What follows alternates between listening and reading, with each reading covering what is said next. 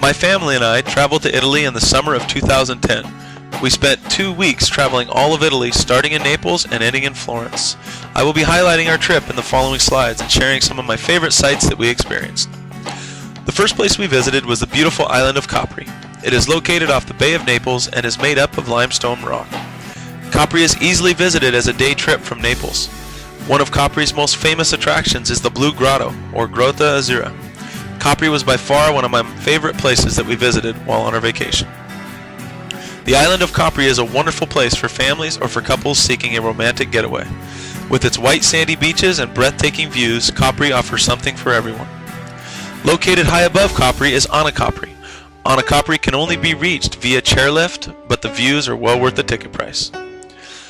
Mount Vesuvius is a volcano that erupted on August 24, AD 79, blanketing the towns and thousands of residents of Pompeii. The ash preserved and protected a vibrant city against the elements until future archaeologists unearthed the city. Pompeii is now a historically preserved walking site. Visitors are able to walk through the once buried city and view its preserved details.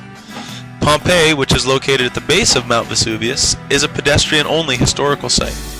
Tourists are welcome to explore the ruins at a leisurely pace, or they can sign up for a guided tour at the entrance to the site.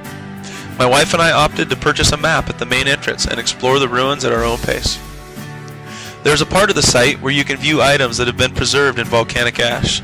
Some of the statues show actual people in their final poses before they were consumed by this ash.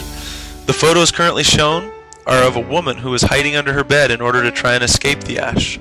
The man pictured was attempting to hide in his basement. The next photos show the amazing preservation of the bathhouses of Pompeii. When archaeologists uncovered the bathhouses, they found murals that depicted erotic frescoes, symbols, and inscriptions. Next, we ventured to Rome, also known as the Eternal City, which was believed to have been founded in the year 754 BC. Rome is where the Vatican City is located, as well as the world-famous Colosseum. On our trip to Rome, we were fortunate enough to be able to tour beneath the Vatican City and view the tomb of St. Peter. Another popular site that we visited in Rome was the Fountain of Trevi, which in my opinion is the most beautiful fountain in all of Rome. This impressive monument dominates the small Trevi Square located in the Quirinale district. I still love the fountain, even though I was mysteriously stripped of my wallet by pickpocketers at this location. I never thought it would happen to me.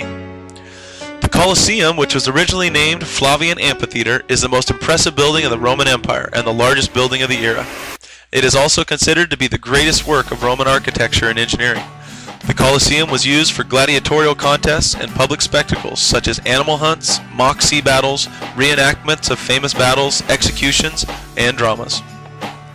Then our trip took us to Venice, a city located in northern Italy, which is known for its beautiful setting and its world-famous gondolas. Venice played an important role in the artistic movement, most importantly known as the Renaissance period.